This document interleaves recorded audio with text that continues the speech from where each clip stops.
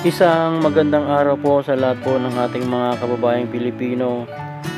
Ito po yung mga fishing adventure po ngayon dito sa Manila Bay, dito sa Pasay City, dito sa ginagawang reclamation project po.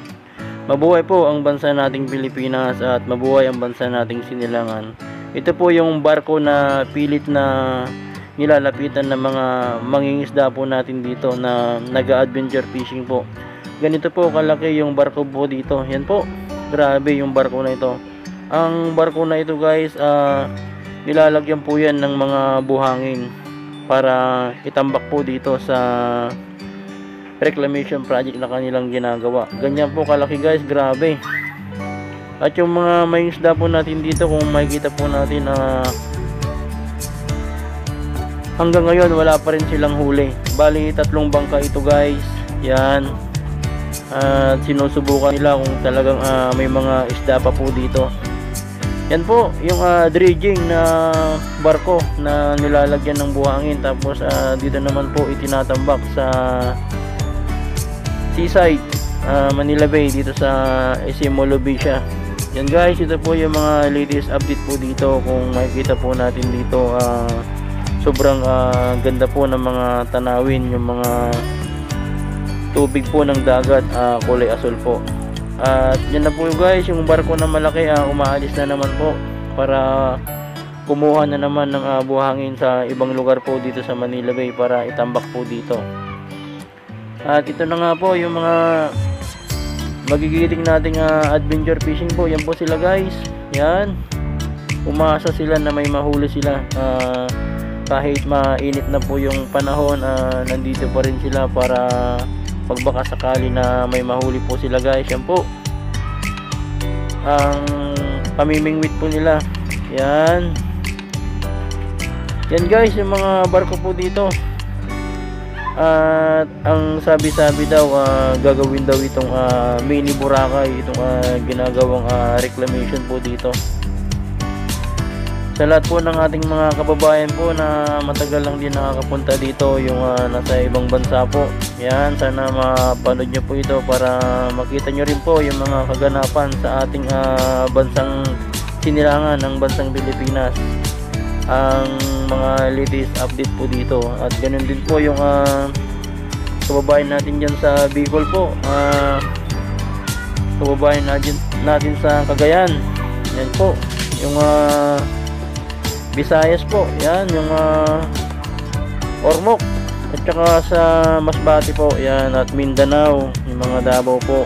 Sana mapanood nyo po ito guys para makita nyo rin po kung ano po yung mga nangyayari sa ating bansa po. Yan po yung mga naglalagay po ng mga buhangin.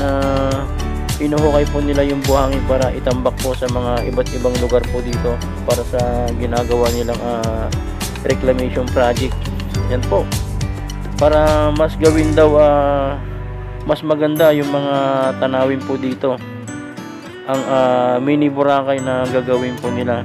Yan po yung mga kababayan po natin na nangingisda po dito na hanggang ngayon wala pa rin silang huli.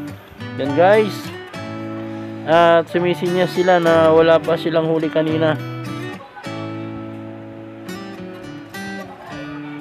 At ito naman po yung mga kababayan natin na namamasyal po dito habang tinatanaw po nila itong karagatan ng Manila Bay. At yan nga po yung makikita po natin, mga malais lang buhangin na po na itinambak na po dito.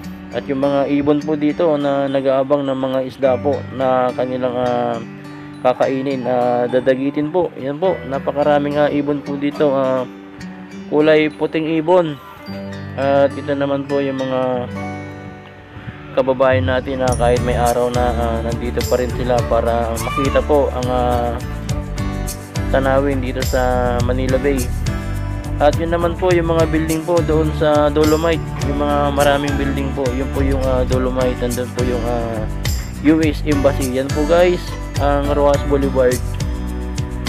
Yan, dahil pag nandun ka po sa Dolomite, tanaw na tanaw mo po dito sa Molovisya. Kaya malapit lang po ito. Yan guys. Ito po yung mga latest update po dito, kasi nandito ako ngayon sa Molo Bay Shop. Dito ako nagpapa-diop reliever, kaya naman pag out ko ng umaga, pumupunta po ako dito para makita po yung mga ginagawa po nila dito sa reclamation project, at para ma-share na rin po sa inyo kung ano po yung mga kaganapan na po dito, dahil sa gagawin daw nilang mini Boracay ito. Yan po, kung iisipin kung mini Boracay, talaga na mga sobrang ganda. Ito po yung mga makinarya po dito na malalaki, yung mga malalaking barko, yung mga nag-uukay po ng mga buhangin para itambak po. Ito po yung mga makina na ito, mga barko. At kung makikita po natin dito yung mga malaisla na po na itinambak na po dito, na ikinukulong na po yung tubig dito, para pag nakulong po yung tubig dito, kusang mawawala. Siguro doon na po nilang gagawing simentado na po, para ipatong din yung buhangin para gawing mini Boracay na siguro ito guys, ang plano po nila. Kaya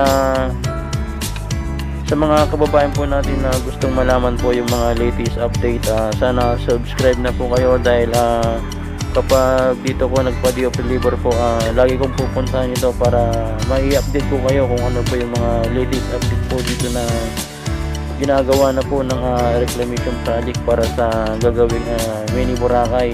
Yan guys, yung mga kababayan nating nangingisda na hanggang ngayon nandito pa rin sila, na umaasa na magkaroon po sila ng huli na isda sa pamamagitan po ng pamimingwit po nila dito guys.